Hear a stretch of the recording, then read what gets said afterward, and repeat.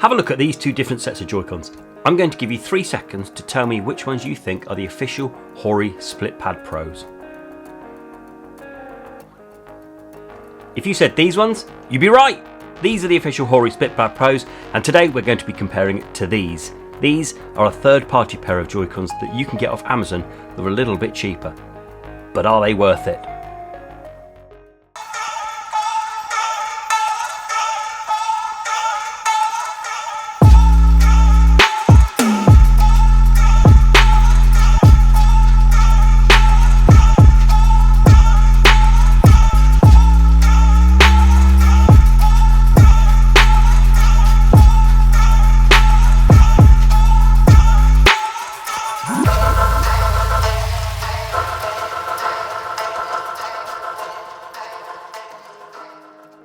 Hello and welcome to Console Accessories. As we said in the introduction, got 2 pairs of Joy-Cons for you today. These two. Okay, so these are the official Split Pad Pros, the Machina versions, because I wanted the black and the red. And these versions, I'm going to compare these ones because I've had these a while. I'm going to compare these to these. Now these are third-party ones. They're by Kydlan. Links down below from Amazon. Go and have a look there for the latest prices of where you can get these. But essentially in this video, what I wanted to do is, I've already done a video on these, so I've already looked at these, so I'm not going to go into too much detail, but I'm going to compare them directly to these. Okay, because I picked these up because look, they are trying to be like Split Pad Pros, and I want to see if it was worth saving a bit of money because these are a little bit cheaper. Okay, I'll explain all that in a bit. Okay, so first thing then, what we'll do is we'll get these out. So I've had these, like I said, for probably nearly a year now, so I've had them a while, so I've had to dig them out, and essentially in the box, all you get is the box, and you get your 2 Joy-Cons in the plastic and an instruction manual because it has a few extra features that you need to learn about.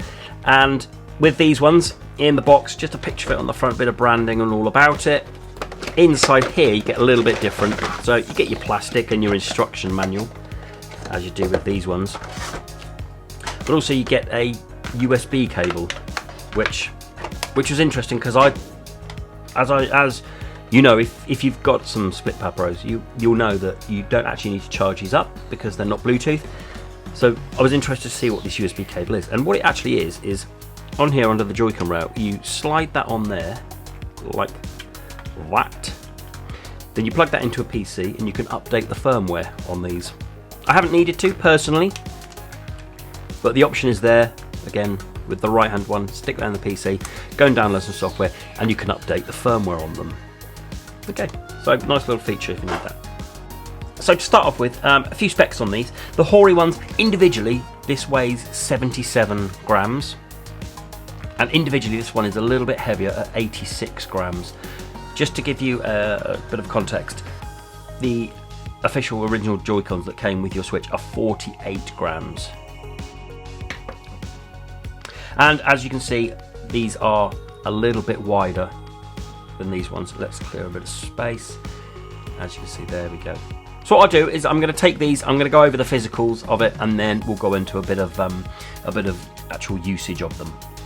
As you can see, these two here, if you're familiar with this, you'll know that it's quite a thick piece and quite a wide piece because they're wider than your average Joy-Cons. So if you're going to need something like a case, there is no official case for these, but you can buy them. There are places out there, third-party companies that have made cases specifically for these. And as you can see, that it's wider that way than this one. At the bottom we have a Sine and Turbo, and they're a Sine and Turbo, both rubber. These ones are kind of more rectangular than these ones, and these stick up more, so they're far more raised than these ones. But these are much more clicky, so if you can hear this, that's a nice clicky button, whereas this, there's no noise. Okay, and a plastic home and a rubber home, and the joystick there is a lot bigger on the split pads. It's a lot wider than this one, and it's a lot thinner. So if I turn it over there, can you see that? Quite thin. That's quite thick at the top. This has kind of it's kind of rubberized and it's grooved as well, so it kind of gives you a little bit of grip. This is completely smooth but a bit bigger, and the actual ball that it sits in underneath there is a couple of millimeters bigger, so you're going to get a couple of millimeters more travel than this one. Okay, then moving on to these buttons. These buttons on the split pad are a bit bigger, and it's got the red X there that makes it a little bit different, and it sticks out a little bit more there, whereas these are a lot more flush to the Joy-Con. Feel exactly the same. X, Y, A and B, they feel almost identical. And then finally on the front here we have a slightly clicky plastic plus button and a non-clicky rubberized button.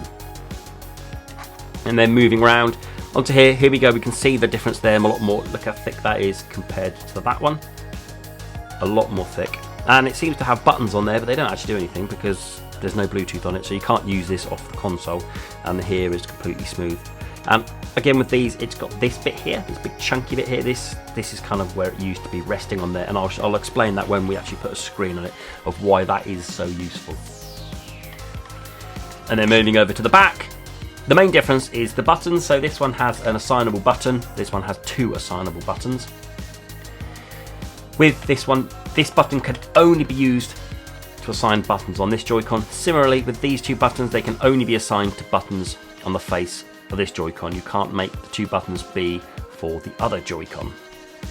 And then on the top, the difference between the triggers, can you see this one's a lot wider than this one? This is hardly any travel, so it kind of almost just clicks down, whereas this one's got quite a little bit more travel, and it kind of wobbles about a little bit, too much of a liking. This feels a lot more solid, and the R buttons feel virtually identical. Okay, so they're the kind of differences. Now, similarities with the assign the turbo, I want to talk about that. The turbo basically means you set the turbo to be, and you can have any of the face buttons press rapidly for a certain number of times a second to save you having to tap it. You just hold it down. And the assign button, as we've talked about, is for these under here. So you can assign any button, face button, to one of these, but it has to be on this Joy-Con, and similarly with this one. And finally, as well, is the comfort feel in here. Look at this, if I show you here. This is a lot bigger than this one. So this makes up it in size that way compared to that, but it's got the thicker there. So when you're holding it, you kind of wrap your hands around it. When we did videos on these Joy-Cons, so these are from Stoker Games, the Tom Nook ones, you can really feel the Joy-Con, you really feel that wrapping around there. This has that, and it has extra width as well, so you really do need hands like that to be able to wrap around them. My kids don't seem to have a problem with it, so don't worry about it if you're the kids. Whereas this one isn't much of a wraparound, it's just a lot wider that way.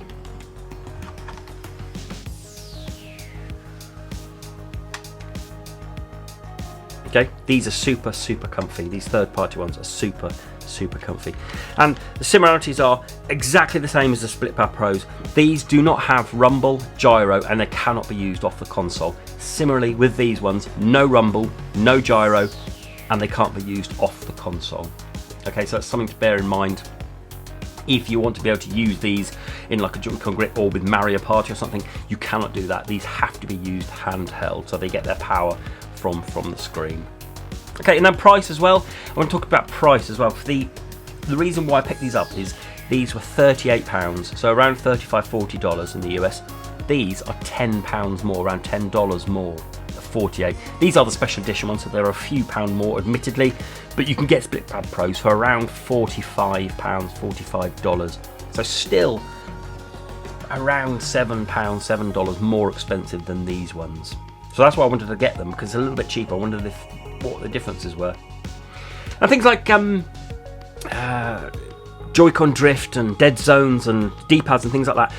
The thumbsticks on these were fine. I've been using these for months and months and months, and they feel fine. There was no dead zones. There's no drift I've experienced at all. I haven't been able to do that with these because I've only had these a couple of weeks. I haven't experienced it, but so far they feel really responsive. And no dead zones and no drift yet, or maybe that may come, but nothing like that yet. And also, finally, what I wanted to talk about was the D-pad, because the left ones are identical when comparing for the right ones, all identical. The only difference is the D-pad. So the Split Pad Pro, the D-pad is here. I find it okay, however, I find this one superb. Now, D-pads are a personal opinion, but for me, I do like a click on the D-pad, and this just feels really good. There's enough tension down there. I prefer it to this one, albeit this one is only a a millimetre bigger. I prefer this one on the third party. But again, everything exactly the same as it was when we compared the other Joy-Cons. Okay, so let's put it on some, let's put this one's on this one. So, and this one has a really nice snap when you put them on. Really good snap. And then the split pads on there. Okay, so the main difference when you've got them on the screen, as we looked at before, is the kind of height of the Joy-Con. Look, there's a big step up there. Big step up there. Whereas there's nothing like that on there. It runs flush with the screen. And if you look back here, these bits here, when it's on the table, it just rests on the table, so it rests on these. But even if these weren't here, it would rest on this plastic bit here. You don't have the luxury of that with these. When it's resting, it will rest on the triggers. Very close to be able to resting on there, but it does rest a bit on those. So in terms of it waking up the switch, I can't tell you it does or doesn't. Sometimes it does, sometimes it doesn't. Both of them have really mixed results. I find it very bizarre that sometimes I can wake it up and sometimes I can't wake it up from the switch. So it does wake up the switch because I have managed to do it.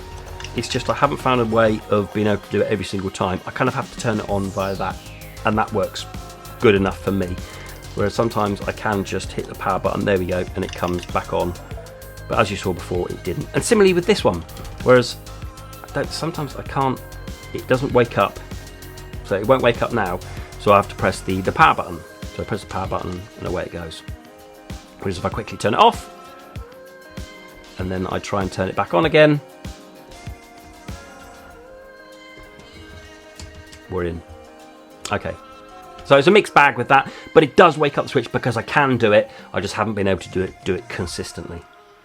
Okay, so let's jump into just to show you a little bit of gameplay with the controllers.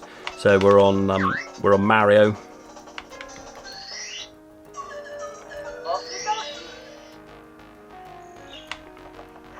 So there we go. It feels fine. The joysticks are responsive. The buttons are really responsive.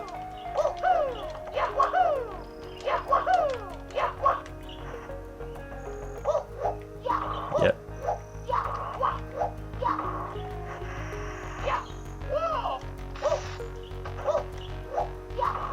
Feels really, really nice. So it's a really good looking, and there's not much weight to it. As I said, they're only 86 grams each. So there's not much weight to it, and it feels really nice. The only issue is going to be with a case. You're going to have to buy another third-party case because it is quite so long. But having said that, they feel really good. So have you got the Split Pad Pros? What do you think of them? And do you think it's worth buying, instead of these, spending probably only $10 less to get yourself some of these? I'll leave a link down below where you can get them all, and for all the latest prices for them. Go and have a look at some of the latest prices. I'm really pleased with them. I'm really pleased with this. If I had a choice, I don't know, I'd probably get these just because I like the thickness around here, and it saves me a bit of money.